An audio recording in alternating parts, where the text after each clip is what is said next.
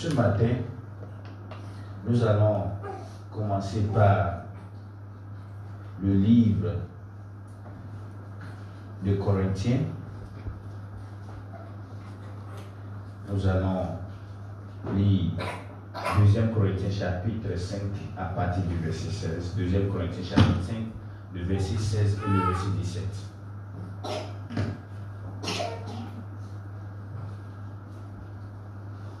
2 Corinthiens chapitre 5, verset 16 à 17. Ainsi, dès maintenant, nous ne connaissons pas personne selon la chair. Et si nous avons connu Christ selon la chair, maintenant, nous ne le connaissons plus de cette manière. Verset 17. Si quelqu'un est en Christ, il est une nouvelle créature. Les choses anciennes sont passées. Voici, toutes choses sont devenues nouvelles. 2 Corinthiens chapitre 5 verset 17 nous parle de notre nouvelle identité, de notre nouvelle réalité qui est différente de celle que nous avions. Alors, si vous avez une nouvelle identité, cela veut dire que vous avez une nouvelle perspective des choses. Vous ne pouvez pas continuer de voir des choses la manière dont vous avez l'habitude de voir des choses. La manière dont vous, en tant que chrétien, vous voyez des situations, vous regardez des choses, votre perspective doit être différente de la perspective de ceux qui ne sont pas en Christ. C'est bizarre, des fois, les non-chrétiens, on couvre les non-chrétiens, et des fois même les non-chrétiens ont de bonnes perspectives que nous les chrétiens. Or, nous sommes une nouvelle créature. Nous avons une nouvelle identité. Et cette identité a sa propre perspective, a sa manière de voir les choses.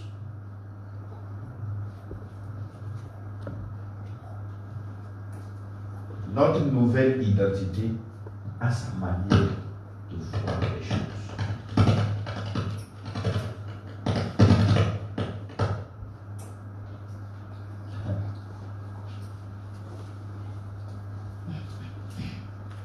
Quand vous écoutez beaucoup de chrétiens, vraiment, des fois on ne sait pas s'ils sont vraiment des nouveaux, la manière de parler, la manière de voir les choses. Parce que, écoutez, la manière dont vous voyez les choses va déterminer comment vous parlez. Vous allez entendre les chrétiens vous dire, ah, cette situation va me tuer Mais toi, tu as dit ça. C'est pas moi qui ai dit ça, c'est toi. Tu as ouvert ta bouche et tu as dit que la situation va te tuer.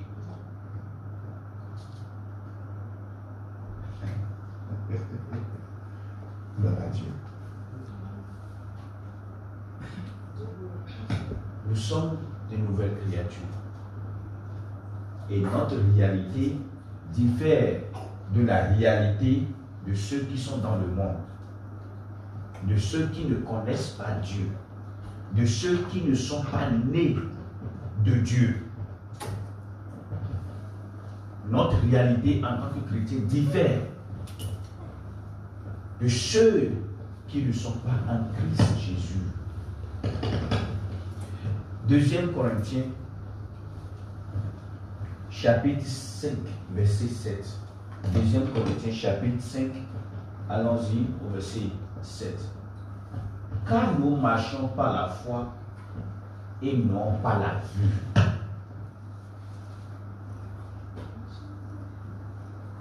Nous marchons par la foi et non par la vue.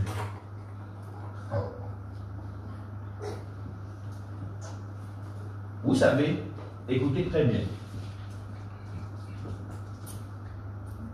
Vous pouvez choisir de marcher par la vue. Cela veut dire quoi? Vous êtes conduit par vos yeux charnels, ce que vous voyez physiquement. Vous choisissez de définir votre futur par ce que vous voyez physiquement. Vous choisissez de parler de votre futur à travers ce que vous voyez maintenant. Vous laissez votre situation physique, vos circonstances vous déterminent là où vous allez dans la vie. La Bible a dit, nous ne marchons pas la foi en tant que nouvelle créature. La marche de la foi, c'est la marche de confiance absolue dans ce que Dieu a déjà dit concernant vous. Pas ce que la circonstance dit, pas ce que les situations disent, pas ce que vous voyez autour de vous, pas ce que la politique dit. Nous avons une marche et cette marche s'appelle la marche de la foi. Et c'est cette foi qui détermine ce que nous voyons. Pas notre chair, pas nos émotions. Nous marchons par la foi, c'est-à-dire nous marchons par ce qui a été écrit, ce que Dieu a déjà dit concernant votre vie. C'est ça qui vous inspire. C'est ça qui motive, qui vous motive. Qu'est-ce que Dieu a dit? Quand nous faisons face à des situations, la première des choses c'est ok, on ouvre la bouche et on commence par parler simplement. Il faut d'abord ouvrir. Qu'est-ce que Dieu a dit avant d'ouvrir ta bouche?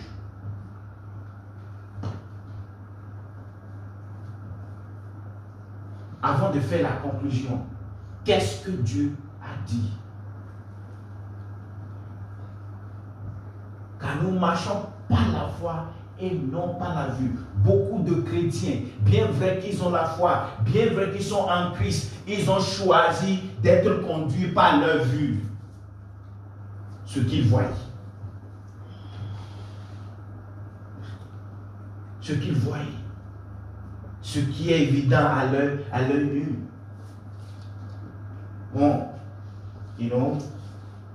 je n'ai pas de boulot, hein. C'est vrai, je n'ai pas de boulot. Dans 5 ans comme ça, je vais devenir toujours, je serai là. On laisse la situation présente déterminer là où on va dans la vie. Ça, ce n'est pas la réalité d'un chrétien. Ce n'est pas la réalité d'un enfant de Dieu. Et vous savez, la marche de la foi, c'est un choix. La marche par la foi ou de la foi, c'est un choix. C'est pour cela que vous allez mettre 2 chrétiens dans la même maison. Ils vont suivre même études bibliques. Ils ont même pasteur. Mais leurs vies sont différentes.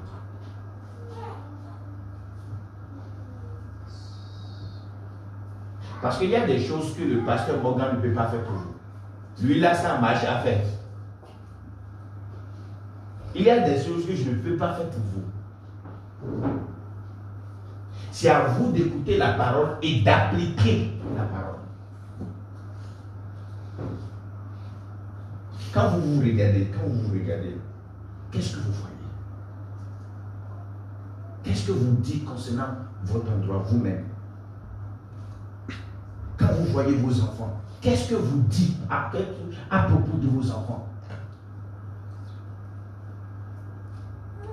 Quand vous regardez la situation autour de vous, qu'est-ce que vous dites? Parce que n'oubliez pas que la puissance, il y a une puissance sur votre langue. Et ce que vous dites vient de ce que vous voyez. Ce que vous dites, votre confession est le résultat direct de votre perspective.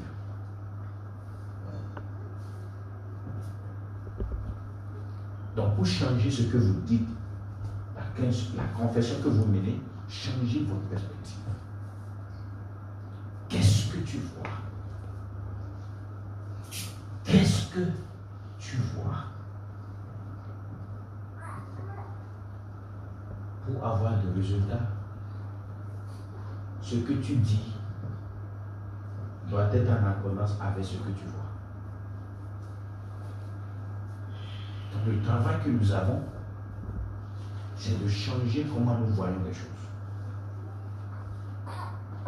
Et quand nous changeons la manière dont nous voyons les choses, cela va manifester à travers notre confession. Je vous dis la vérité, beaucoup de chrétiens se tuent à ce qu'ils disent. Vous savez, il y a des anges autour de nous, 24 sur 24. Les anges de Dieu et l'ange du diable. Ce sont des messagers. Ils sont là pour activer ce que vous dites. Beaucoup de chrétiens font face à des situations, mais ils ne savent pas l'origine.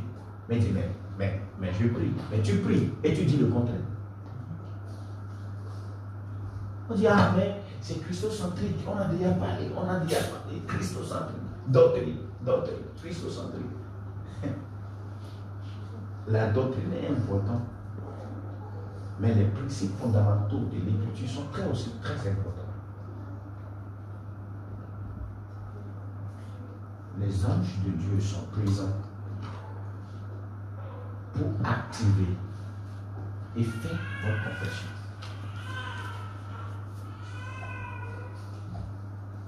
Les anges sont là pour vous servir. 24 sur 24.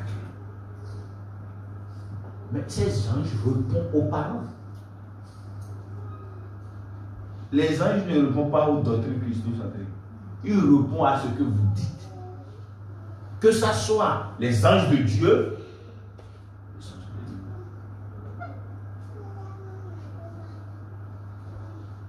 et donc vous devez faire très attention à ce qui sort de votre bouche, même sur vos enfants. Vous pouvez semer des choses dans la vie de vos enfants à travers ce que vous dites.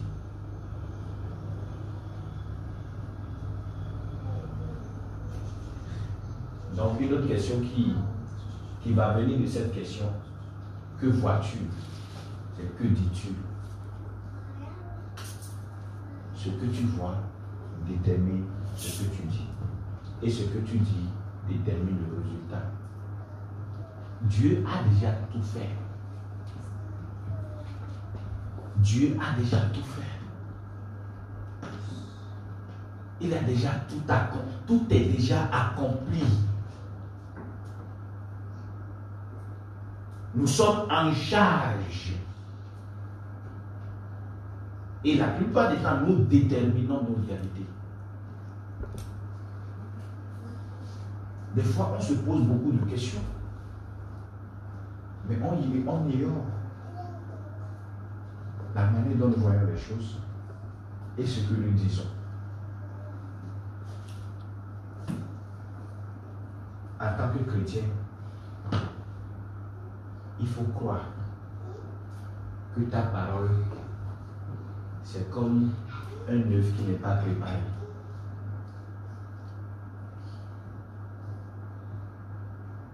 Si ça se casse, c'est seulement le miracle qui peut ramener ça ensemble. Sinon, c'est impossible. Moi, je ne veux pas vivre miracle par miracle. Je veux vivre la réalité et la bénédiction du Seigneur. Je veux rester dans le principe de la parole et vivre une vie de joie. Je ne veux pas chaque fois me créer de problèmes et là j'attends le miracle pour pouvoir régler ce problème-là. Ça peut se passer, c'est vrai. Mais vous ne voulez pas vivre d'un miracle à un autre. Votre vie sera en Christ pour pouvoir mériter miracle chaque jour.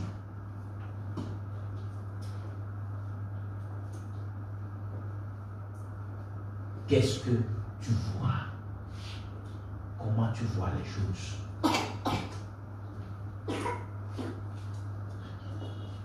À partir de ce matin,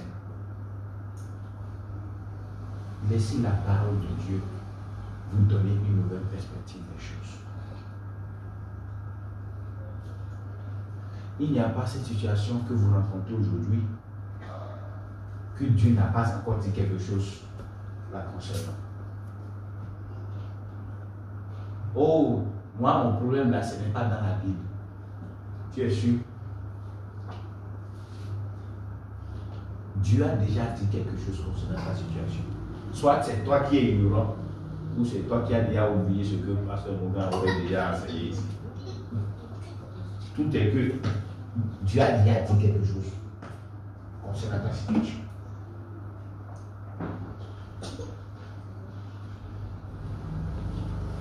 On va repartir 2 Corinthiens chapitre 5, le verset 16.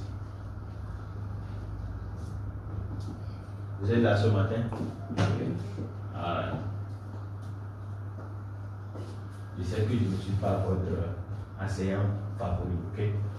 C'est M. Monga. Laissez-moi ce matin d'abord, ok? Voilà. Ainsi, dès maintenant, nous ne connaissons personne selon la chair. Prenez ce verset, cette phrase-là, hein, et personnalisez ça.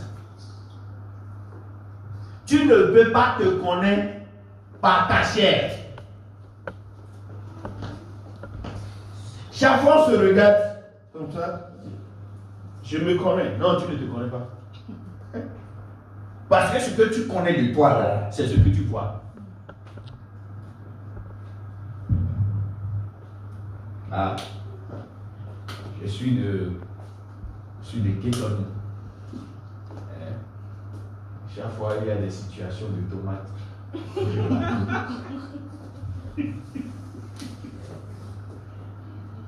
Tu ne peux pas te connaître.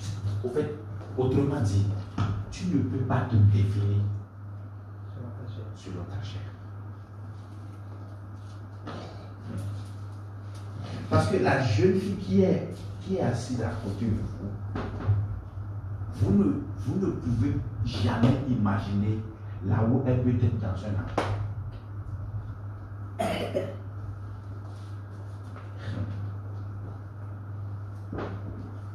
C'est pour cela, avec ce principe dans la tête, vous ne pouvez pas sous-estimer qui que ce soit. Jamais.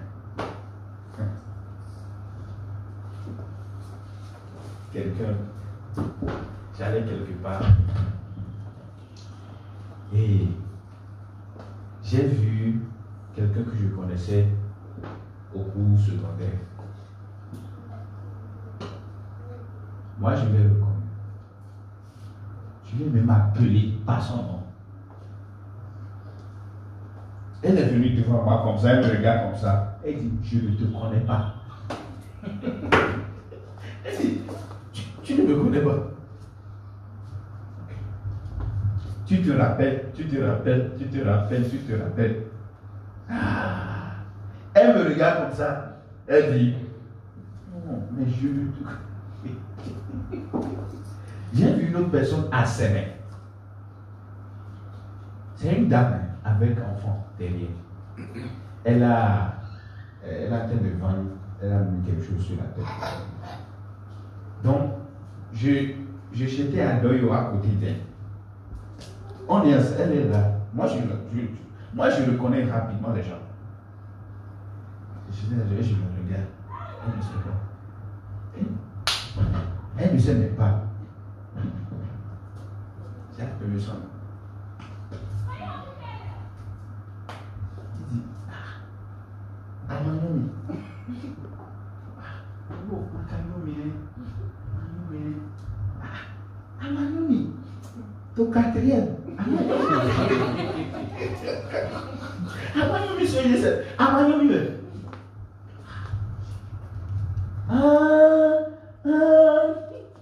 J'ai dit, au fait, c'est un exemple pour vous dire, vous ne pouvez pas imaginer ce que quelqu'un peut devenir. Avec ce même principe, vous ne pouvez jamais sous-estimer quelqu'un. Nous avons l'habitude de définir les gens par ok, c'est lui non? Monsieur Morgan prêche ici. C'est monsieur Morgan, je connais monsieur Morgan, il est dans l'avant, en face de supermarché du pont. Lorsque vous allez le voir, anointé bien en train de prêcher, maintenant vous voulez le voir, monsieur, et vous devrez écrire la lettre. Maintenant vous dites, monsieur Morgan, c'est la vie, écoutez. vous ne pouvez pas sous-estimer personne parce que dès maintenant, nous nous connaissons. Le moment où vous entrez en Christ, votre vie est devenue comme un vent où personne ne peut pas définir sa destination. Ah, c'est ça. Ah, c'est ça. Il faut changer la manière dont vous pensez. À vous-même, il faut changer. Le Fils de l'homme ne sait pas là où. Jésus n'était pas en train de dire que je n'ai pas l'argent pour construire là où je vais rester. Même s'il n'a pas l'argent, Pierre a l'argent. Pierre peut construire une maison pour lui. Il a dit, le Fils de l'homme ne... Au fait, c'est juste pour vous dire, je n'ai pas un endroit fixe. Vous pouvez me voir maintenant et dans quelques instants, je vais disparaître. La Bible a utilisé une autre métaphore pour expliquer cette réalité. Que l'Esprit de Dieu en nous, c'est comme une rivière dont l'eau coule. Ça coule infiniment. Personne ne peut pas déterminer le circuit de la rivière. On ne peut pas. Et quand Jean parle de l'Esprit Saint, il a utilisé cette métaphore-là. Quand tu te regardes, qu'est-ce que tu vois? Qu'est-ce que tu vois?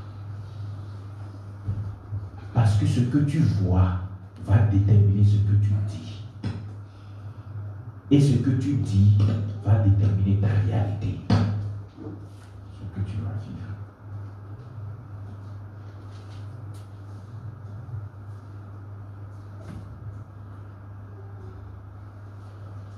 Vous ne pouvez pas vous définir par votre situation. Vous ne pouvez pas. Je vais vous dire la vérité.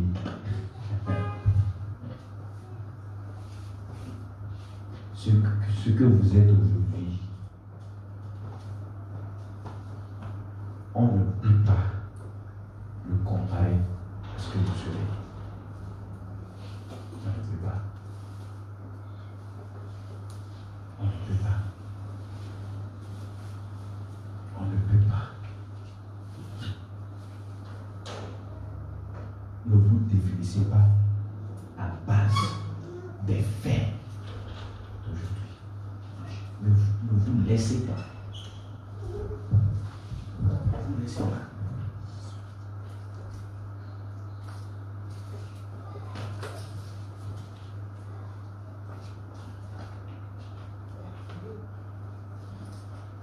Vous savez, la parole de Dieu est la puissance créatrice de Dieu. C'est à travers la parole que le monde a été façonné, que le monde a été créé. Et cette même parole, écoutez, vous a donné naissance. Cette puissance créatrice vous a donné naissance. La Bible a dit, nous sommes nés par sa parole vivante. Cette même parole qui a créé le monde est votre source et votre origine. Comment est-ce que vous pouvez déterminer, vous définissez par l'effet de ce monde? C'est pour cela, ce que je devais devenir, vous n'avez même pas encore l'idée. Vous n'avez aucune idée. Ce que vous allez devenir, vous n'avez aucune idée.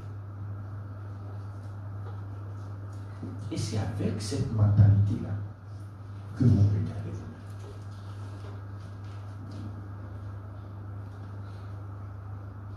Et ne laissez personne prononcer des paroles négatives. Et, tu sais, juste laisser. Tu vas accepter parce que si toi-même tu n'as pas, tu ne vois pas, tu vas accepter. C'est ce que les gens disent.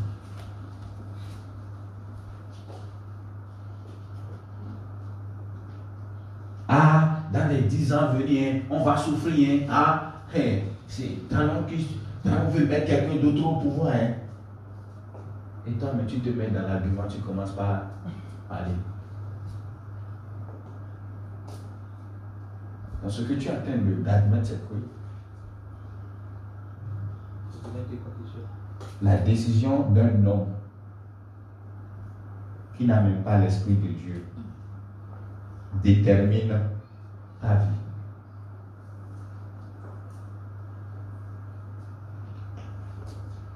Si je vais prier pour que la bonne décision soit faite, c'est parce que je sais qu'il y a des gens qui ne sont pas dans la même réalité que je suis, qui vont souffrir. Et ces gens, c'est les membres de famille, les amis. Mais moi,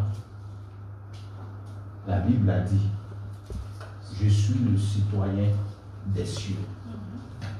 Vous comprenez ce que ça veut dire? Nous sommes dans le monde, mais nous ne sommes pas du monde. Ma citoyenneté vient du ciel. Si tu es citoyen d'un pays, tu bénéficies des avantages de ce pays-là. Par la vertu du fait que tu es citoyen, mais pas parce que tu as fait quelque chose. Donc c'est Paul dit, nous sommes des citoyens des cieux. Cela veut dire que notre source, c'est là-bas. Vous savez, vous réfléchissez un peu, vous allez voir. Vous avez des problèmes devant vous. Vous dites, comment je vais faire maintenant? Comment je vais faire? Vraiment, je n'ai pas l'argent, je n'ai pas ça, je n'ai pas ça. Mais après quelques temps, la situation passe. Et vous continuez. Il y a des choses que vous ne pouvez pas expliquer à propos de votre vie. N'essayez pas d'expliquer ça. Parce qu'il y a des choses que vous ne pouvez pas expliquer. Vous passez par des situations, vous surmontez les situations et ça passe. Et au fur des années, vous regardez, mais comment j'ai pu? Et vous dites, oh peut-être, non, tu ne peux pas, tais-toi, laisse partir. Si je peux expliquer tous les faits de ta vie, cela veut dire que Dieu n'est pas ta source.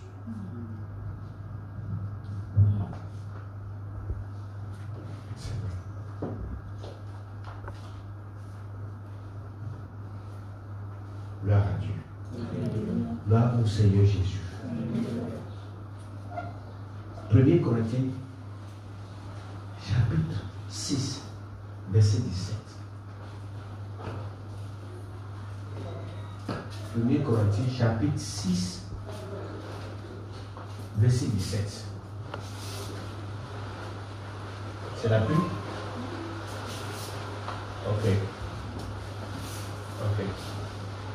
Mais celui qui s'attache au Seigneur est avec lui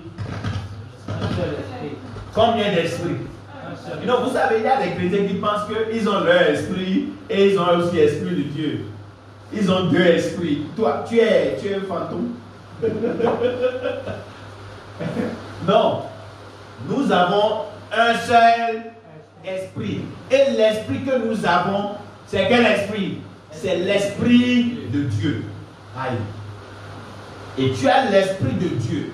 Tu es un seul esprit avec Dieu et tu penses que tu vas finir mal dans la vie. Aïe.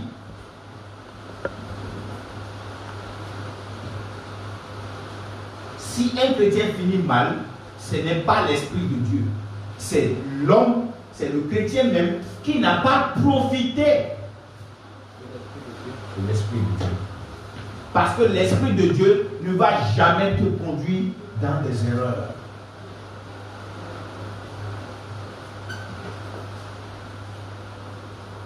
Un seul esprit avec Dieu. Un un seul esprit. Un seul esprit avec Dieu. Et donc, si vous avez ou vous êtes un seul esprit avec Dieu, cela veut dire que vous êtes spirituel. Hein? Et donc les gens pensent que il faut faire des choses spirituelles pour être spirituel. Non. Non, non, non, non. Tu n'as pas besoin de faire des choses spirituelles pour être spirituel. Il faut être esprit pour être spirituel. Tu fais des choses spirituelles parce que tu es spirituel. Pas tu es spirituel. Tu fais des choses spirituelles, c'est à cause de ça que tu es spirituel. Ah, si je ne prie pas, je ne suis pas spirituel. Si je ne lis pas la Bible, je ne suis pas spirituel. Si je n'évangélise pas, je ne suis pas spirituel. Non! Vous faites toutes ces choses-là parce que vous êtes spirituel. Alors, si nous sommes spirituels, cela veut dire qu'il y a un monde spirituel dans lequel on peut opérer. Alors, vous ne comprenez pas.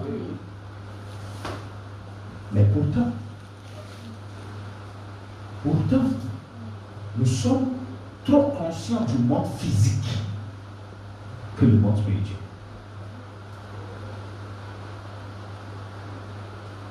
Trop conscients. Nous sommes émus par ce que nous voyons.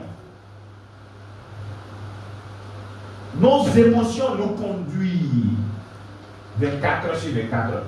Écoutez-moi, la raison pour laquelle beaucoup de chrétiens souffrent, c'est même pas diable. Le choix, leurs décisions sont le résultat de l'impulsion de leurs émotions. C'est l'émotion qui détermine tout ce qu'ils font. Si l'émotion, c'est l'émotion qui détermine ta décision tous les temps, non. Ta vie, vraiment, il y aura de crise. Bien vrai que tu as même esprit avec Christ.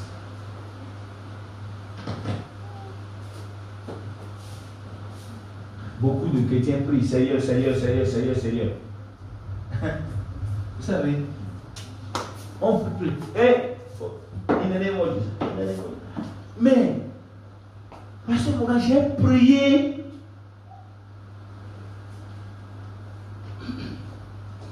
Des fois, ce n'est même pas la prière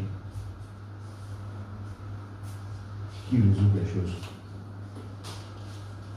Le fait de prendre une décision, de changer la manière dont tu vois les choses, boum, ça peut tout changer.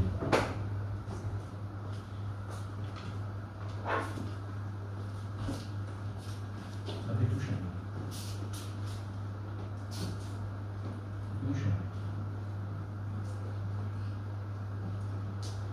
Je vous donne un exemple. Un exemple de business. Banal.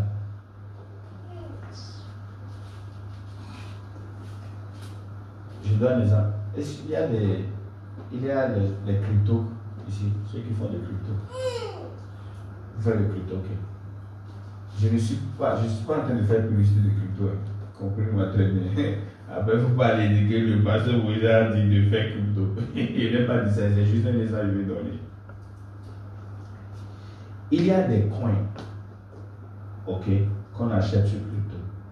Il y a des gens, je pense qu'il y a peut-être 10 ans, 5 ans, quelque chose comme ça. Le Bitcoin, quand c'est sorti, beaucoup disent que ce n'est rien, non. Mais il y a des gens qui ont dit, la manière dont je vois ces choses-là, dans quelques années, ça va changer. Deux groupes de personnes. Un groupe dit, on ne voit pas. Un groupe dit, on voit quelque chose. Ils ont mis l'argent. Et sans même jeûner et prier, leur vie a changé financièrement. Vous ne comprenez pas ce que je dis. Vous comprenez ce que je dis? Vous comprenez ce que je dis? Qu'est-ce qui a changé leur vie? Ce n'est pas prière, ce n'est pas jeu, perspective. Ce qu'ils ont vu. Écoutez, la plupart des chrétiens ne voient pas dépasser là où ils sont. Vous devez lever les yeux et voir. Si chaque fois là tu regardes comme ça, tu vas toujours rester là. Tu vas prier fatigué. Tu seras toujours là. On doit commencer par apprendre petit à petit comment on lève. Ok, je vois. Oui, je vois. Dans 1 an, je vois. Dans 2 ans, je vois. Dans 3 ans, je vois.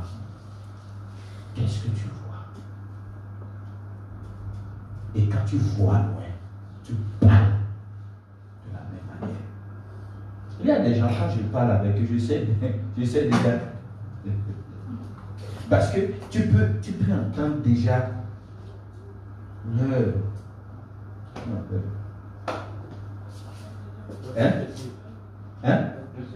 De vision. Vous savez, la Bible a dit, là où il n'y a pas de vision, périt. Périt ou est sans fin. Vision, c'est quoi? Perspective. La Bible même a dit ça. Dieu est venu vers un prophète et Dieu a dit, tout ce que je t'ai dit là, écris ça. Vous savez, vous devez apprendre comment on écrit. Écrivez ce que vous voyez. Écrivez là où vous allez. Ah non, je sais ça dans mon cœur, c'est faux. Faux. Écrivez, tu veux aller. Tu vas où? Qu'est-ce que tu vois? Qu'est-ce que vous voyez? Écrivez ça. Mettez ça à l'écrit. C'est vrai, je sais que vous êtes intelligent. Mais le bic est très intelligent que vous. Ce que vous utilisez votre bic pour écrire. Hein? Si vous gardez ça bien, même dans 50 ans, vos parents peuvent faire sortir même des documents. Avant les documents qu'ils ont écrits ou que quelqu'un les a envoyés avant votre naissance. C'est la puissance de l'écrit, ça. Qu'est-ce que vous voyez? Écrivez ce que vous voyez. Écrivez ça.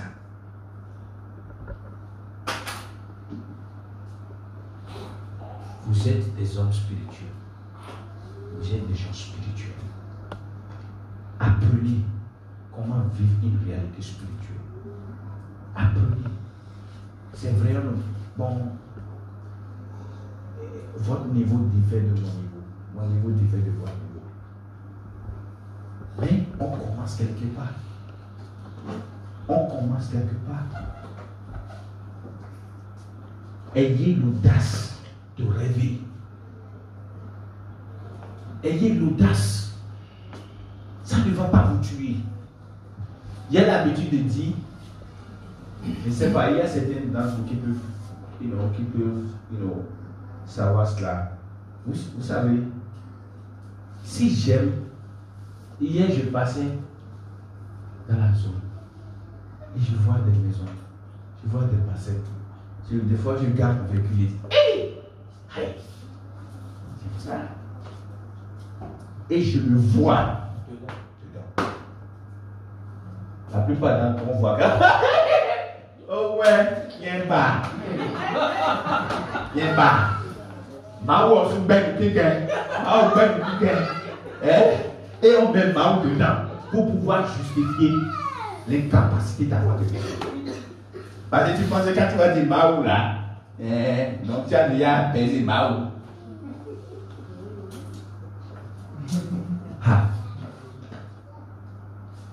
Je peux Il y a des véhicules que je veux. Hein? Je garde mon véhicule et je vais voir le véhicule. Combien ça coûte? Est-ce qu'ils vont me tuer? Hein? Est-ce que dans votre constitution ou dans la loi, il y a, si tu n'as pas l'argent, ne cherche pas à savoir à connaître le prix. Il n'y a pas une loi.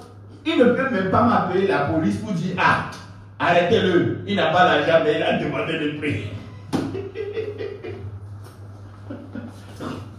Au fait, pourquoi je fais ça? Parce que ça crée en moi une image. Ce n'est pas le coquin. Écoutez, si votre rêve ou votre vision n'est pas grande plus que vous, votre papa, votre maman, votre famille, allez refaire cette vision-là, ça ne vient pas de Dieu. Vous comprenez Dieu? Qu'est-ce que tu vois? Tu dois voir le même plus que tous les membres de ta famille, s'ils aussi ne sont pas là. Tu dois voir le même. Ne te définis pas. Ne définis même pas ta vision à base de la nature. Non. Non. Nous avons l'Esprit de Dieu. Il n'y a pas de limite. Il n'y a pas de limite.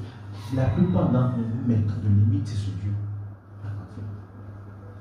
Nous mettons de limites. Voilà. Il y a seulement le bas. Il y a seulement le bas.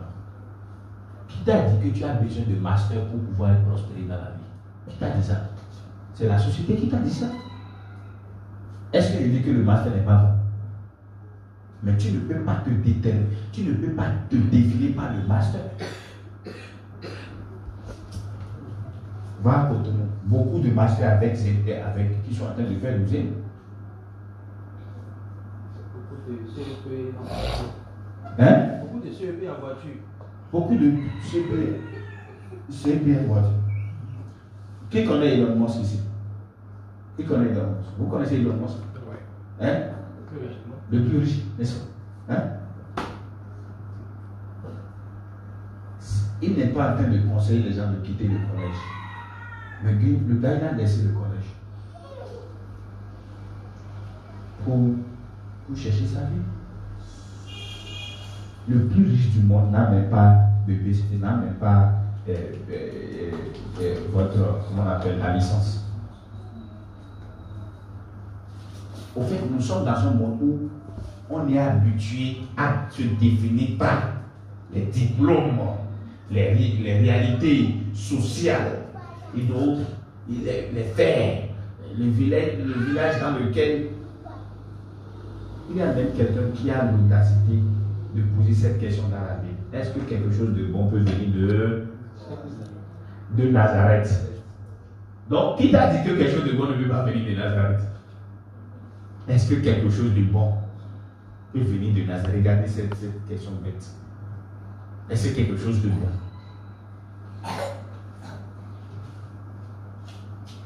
Dieu, si Dieu peut créer les cieux et la terre, il a la capacité de faire sortir de bas-fond l'or.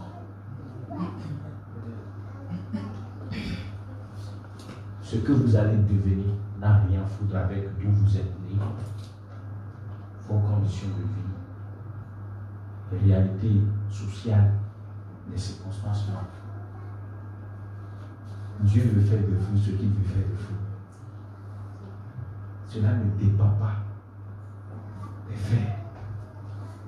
Donc commencez par changer la manière dont vous voyez les choses, la manière dont vous parlez.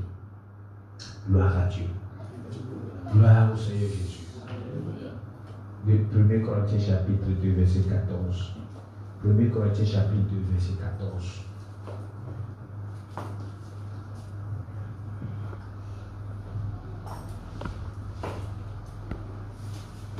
Mais l'homme animal ne reçoit pas les choses de l'Esprit de Dieu, car elles sont une folie pour lui, et il ne peut les connaître, parce que c'est spirituellement qu'on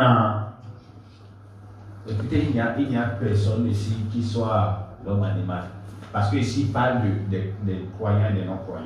Et Paul est en train de dire ici que les non-croyants, il a utilisé l'homme animal pour faire référence à non-croyants. Il ne peut pas comprendre des choses spirituelles. Donc tout ce que je dis ce matin, vous comprenez. L'Esprit Saint en vous, vous expliquez déjà les choses. Donc cela veut dire que vous comprenez. Et parce que vous comprenez, vous pouvez l'accepter. Parce que vous êtes des hommes spirituels. Vous êtes des hommes spirituels. Nous allons lire rapidement Matthieu 14, du 22 au 31.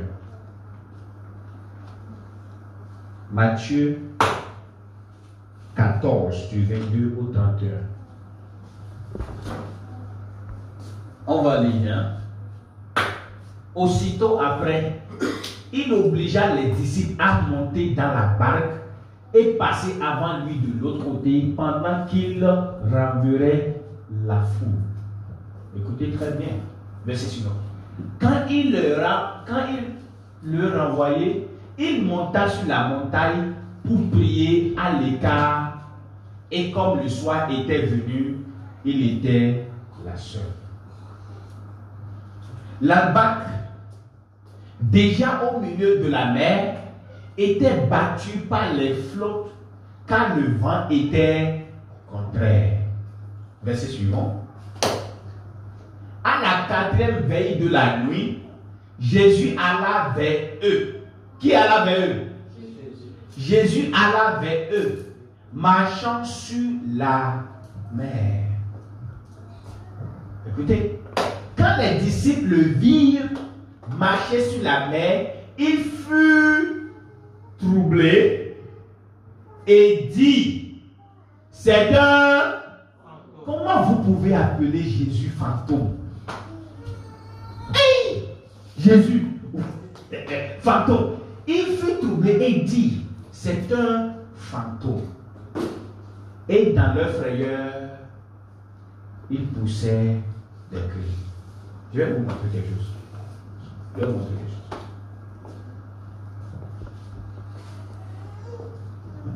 Le verset 26.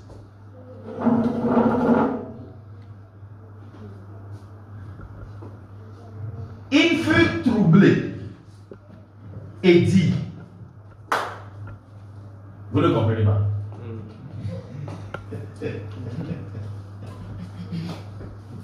Il fut troublé et dit, donc tu peux dire et je serai immédiatement si tu es troublé.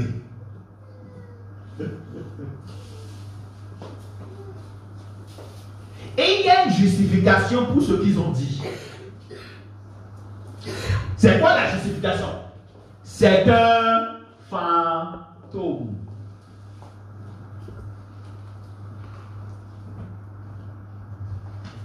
Donc, ce que vous voyez détermine votre état et détermine ce que vous dites. Regardez. Il fut troublé et dit, c'est un fantôme.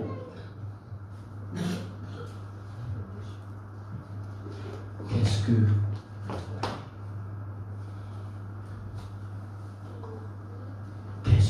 tu vois?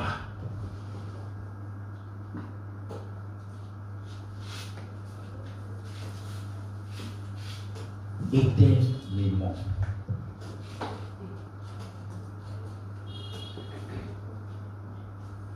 Qu'est-ce que tu vois? Est-ce que quand tu vois, quand tu te regardes, il y a des gens qui répondent, il est là, les blancs, il est comme là, ils font pitié pour eux-mêmes. Vous comprenez? Oh, mais tu dis. Et tu as dit ça à cause de ce que tu vois. Vous savez, je vais vous donner un principe, un secret. Parce que le diable tente tout le monde. Le diable envoie des choses à tout le monde. Si je vois que, par exemple, je suis venu, des fois vous pensez que je vais m'asseoir ici là, et je vais voir tout ce que je veux faire, tout ce qu'on veut faire, et je n'ai même pas l'argent. Immédiatement, à côté de la télé, il va dire bon. Pourquoi? Parce que personne ne veut pas échouer. Est-ce qu'il y a quelqu'un qui veut échouer? Personne ne veut pas échouer, non. Et immédiatement, quand je remarque ça, qu'est-ce que je fais? Je recrée ce que je vois. J'ai cette capacité de le faire parce que j'ai l'Esprit de Dieu. Je recrée, je change l'image. Et je commence par me voir en train de faire tout ce que j'ai planifié à faire, en train de voir des miracles, en train de voir les gens qui sont en train d'être délivrés de la religion. Je commence par voir. Et dans quelques minutes, je commence par les jouer. Vous avez cette capacité. Si le diable vous amène des images, vous avez, parce que vous avez l'Esprit de Dieu. C'est un esprit créateur. Vous pouvez changer ce que vous voyez. Change ce que tu vois. Si ce que tu vois t'amène à être troublé, change ça. Tu as cette capacité de le faire. Change. Il faut changer ce que tu vois. Change ça. Change ça. Ah, tu vois que, ok, regarde, dans quelques mois maintenant, l'économie que j'ai, c'est fini. J'ai fait quoi? Je n'ai plus rien à faire. C'est fini pour moi comme ça. Bon. Change ça. Le moment où tu changes ça, tu vas voir que ton état va changer. Si Dieu vous a donné cette capacité. Madame, elle est où? Elle est là. Dieu vous a donné cette capacité. Vous êtes sûr, elle est là?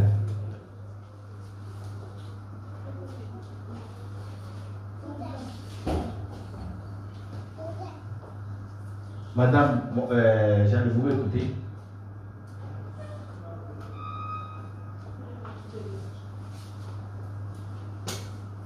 Change ce que tu vois. Change. Il fut troublé. Pourquoi il fut troublé? Parce qu'ils ont vu fantôme. Ils ont vu fantôme. Qui va voir fantôme? Ils sont troublés. Mais pourtant, c'est le même Jésus.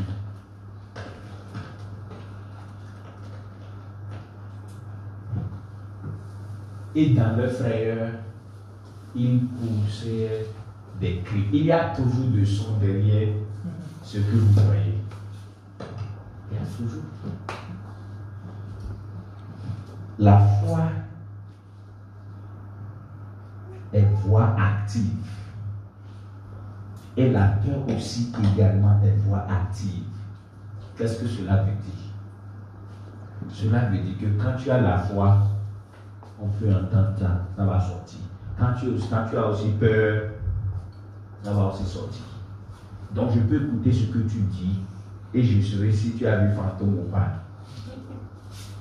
Gloire à Dieu. La foi est voix active, la peur est aussi voix active. C'est-à-dire quoi? Un son suit la foi, un son suit également la peur. Je saurai si tu as peur par ce que tu dis, je saurai si tu as la foi, si tu actives la foi, si tu n'as pas peur aussi par la magie dont tu parles. Le verset suivant. Je vais finir tout à l'heure. C'est moi qui viens, je fais plus que l'heure normale. Ah, Jésus les dit aussitôt, rassurez-vous, c'est moi. N'ayez pas. Je vais vous montrer quelque chose ici. Écoutez. N'ayez pas peur. Pourquoi? Pourquoi il ne doit pas avoir peur? C'est même pas un test, c'est là. C'est moi. C'est moi. Hein? C'est moi. Parce que Jésus a dit, donc qu'est-ce que Jésus a fait? Jésus a premièrement corrigé ce qu'il voyait.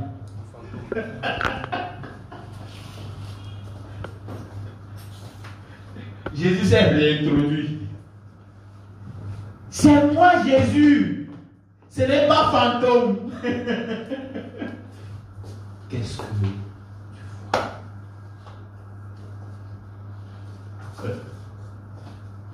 N'ayez pas peur.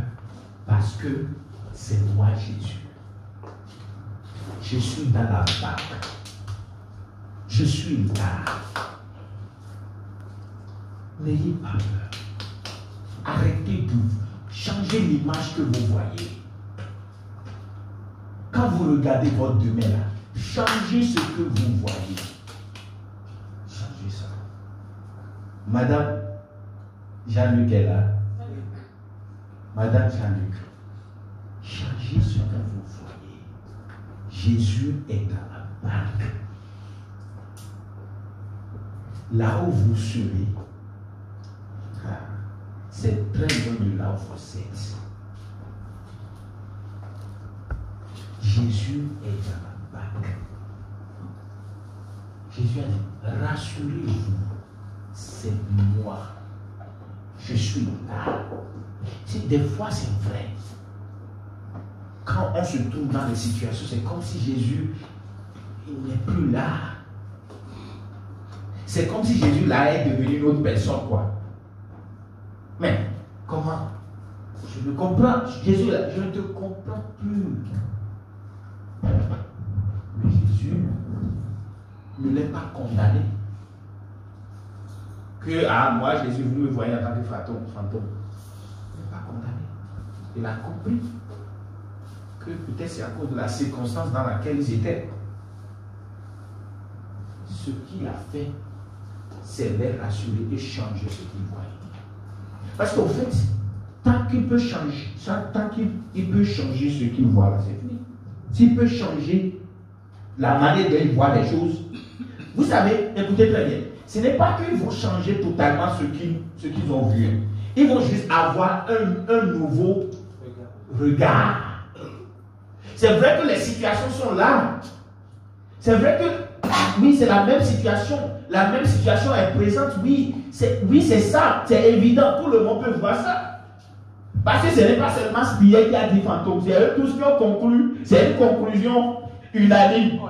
Collective. Que c'est vrai. C'est pour dire quoi? C'est pour dire que, oui, c'est vrai, c'est là. On peut voir ça. Tout le monde peut voir ça. Tout le monde peut faire la même conclusion. Mais, écoutez, Jésus est là. Il a dit, rassurez-vous, c'est moi. Je n'ai pas changé. C'est juste que c'est vous qui ne m'avez pas vu correctement. Je suis là-haut. C'est vous qui ne m'avez pas vu. Donc, avant de conclure que Jésus est un fantôme, il faut bien regarder. Avant de conclure que cette situation vraiment est inébranlable, il faut bien regarder. Aucune situation n'est inchangeable. Aucune situation n'est inchangeable. Rassurez-vous. Jésus est là. Il a dit, quand vous êtes dans les eaux, je serai avec vous. Quand vous serez dans le feu, je serai. Rassurez-vous. Rassurez-vous. Moi, je dis une chose. Quelle que soit la situation, je vais y arriver à ma destination. Quelle que soit. Où est-ce que j'ai trouvé cette assurance? Quand je regarde d'où je viens, j'ai l'assurance que je vais arriver là où je vais. Même pas. Personne n'est ici. Personne n'est dans la maison ici ce matin qui reste dans la même position depuis 2 ans. Personne. Sauf si vous ne voulez pas admettre, si vous ne pouvez pas le voir. Aucun d'entre vous. Vous ne pouvez pas me dire que vous êtes au même endroit il y a 203 ans. Vous ne pouvez pas me dire ça. Vous ne pouvez pas me dire ça. Ça, c'est impossible. Personne. Même le plus petit. Votre fille, elle a quel âge? Elle a 1 an. Donc cela me dit que 2 ans, elle était quelque part. Et aujourd'hui, elle est là. Donc il y a un changement.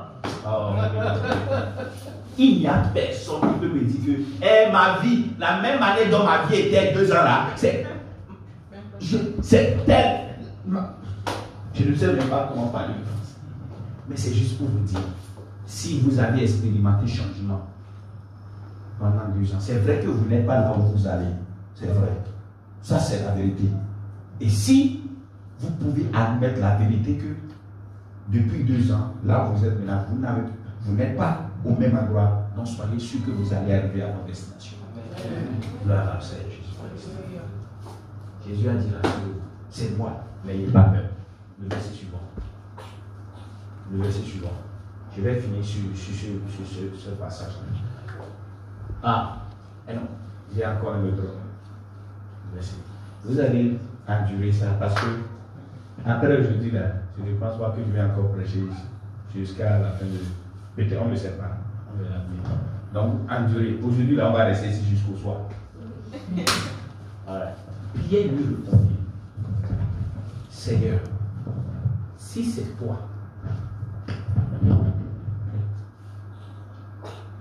Seigneur, si c'est toi, ordonne que j'aille vers toi sur les eaux.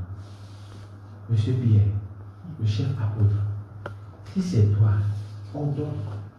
Parce que je sais que. Écoutez bien. Parce que je sais que c'est pas ton instruction seule que je peux marcher sur les eaux. Vous n'avez pas compris. Si tu ne m'ordonnes pas et je sais ça, au revoir. Il a dit, ordonne-moi. Si tu peux donner l'instruction, je vais marcher sur l'instruction. Et certainement, parce que il ne peut même pas réfléchir en tant qu'un être humain qui va pouvoir marcher sur les eaux. Mais il a dit, ok, dis-moi, donne-moi l'instruction. Parce que ta parole a la capacité de me maintenir sur les eaux. Alors, dis-moi. Et Jésus, verset suivant. Et il dit, Pierre, il dit, viens. Ce n'est pas 2 mots. Un mot. Quand vous êtes dans des situations, vous n'avez pas même besoin des phrases. Vous avez juste besoin de vous rappeler d'une seule instruction, d'un seul mot que Jésus a déjà prononcé sur vous. Vous savez, vous rencontrez des situations où vous ne savez même pas comment prier. Comme vous là, vous n'avez pas encore vu des situations comme ça, il n'y a pas de. On fait pas ça, on prie. Et si vous ne savez pas faire, vous commencez par prier contre vous-même. Parce que la situation est vraiment dans ce que, bon, vous vous demandez qu'est-ce que je vais encore dire maintenant. Tu n'as pas besoin de dire quelque chose. Mais tu as besoin de l'appeler. Rassure-toi. Bien. Et sur cette parole, vous savez, c'est la même chose qui s'est produite dans Actes. Quand Pierre a prononcé l'accusation contre Ananias et Saphira. Et la Bible a dit, sur ces paroles, ils ont tombé. Viens. Pierre sortit de la barque et marcha sur les eaux pour aller vers Jésus. Donc regardez ce qui se passe. Jésus a dit, viens. Et il commence à marcher. Vers Jésus. Vers Jésus veut dire que il n'était pas en train de faire comme ça en ce moment-là. Vers Jésus, c'est-à-dire, il a les yeux fixés et il s'en va.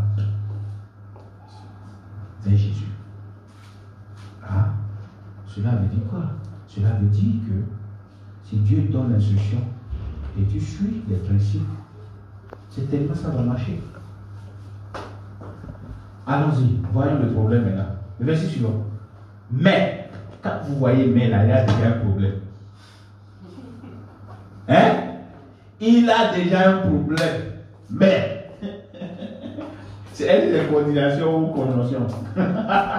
Mais, voyant que le vent était fort. Je vais vous dire ce que ça veut dire. Vous savez, il y a des situations que vous gérez, ça passe. Mais il y a des trucs dans situations qui viennent, vous avez appliqué le même principe. Et voyant que le vent était fort. Maintenant, dites-moi, où est le problème? Est-ce que c'est la parole que Jésus a donnée que le vent a surmonté? Maintenant que le vent est plus fort, ça a surmonté la parole de Dieu. Où est le problème? On verra bien. Voyant que le vent était fort, il eut. Et comme il commençait à évancer, il s'écria, Seigneur, sauve-moi. Une assurance que vous devez avoir, c'est que même quand vous évancez, votre papa est là. Même quand vous doutez et vous vous mettez en cause, peut-être pas volontairement ou involontairement, il est toujours là pour vous donner la main. Et sa parole ce matin, c'est pour donner la main à quelqu'un qui s'effonce déjà. Que c'est vrai, tu suivais, mais à un moment donné, tu as lâché à cause des situations, tu as changé ce que tu voyais à cause des situations, tu as changé la manière dont tu parles, mais je suis là pour te donner la main. Je veux vous sauver. Je veux que vous priez pour que Seigneur, je te remercie pour ta parole ce matin. Qui est venue pour me donner la main de mon effondrement. Ouvre ta bouche et commence par remercier l'Éternel. Commence par remercier Dieu.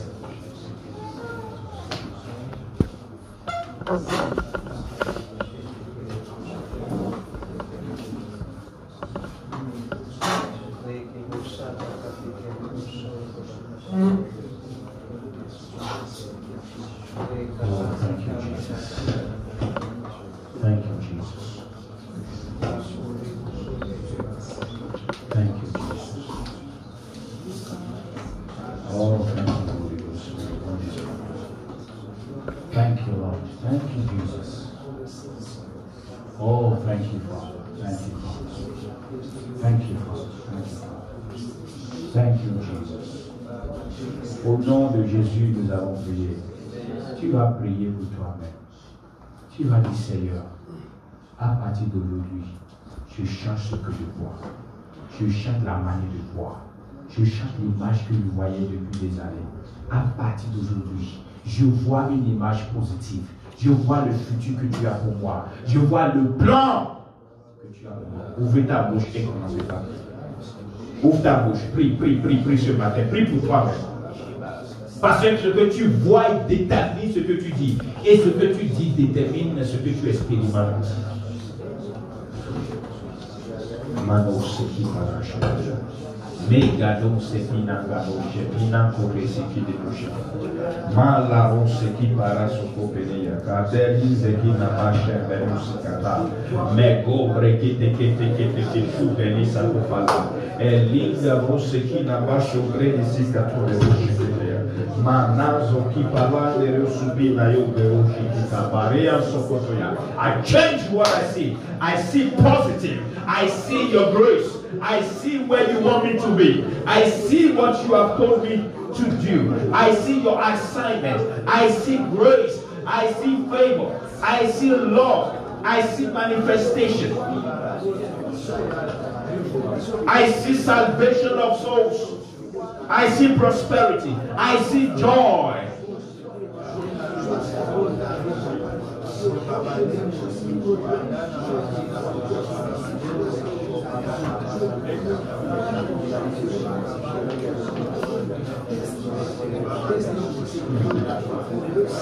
Oh, Baruch,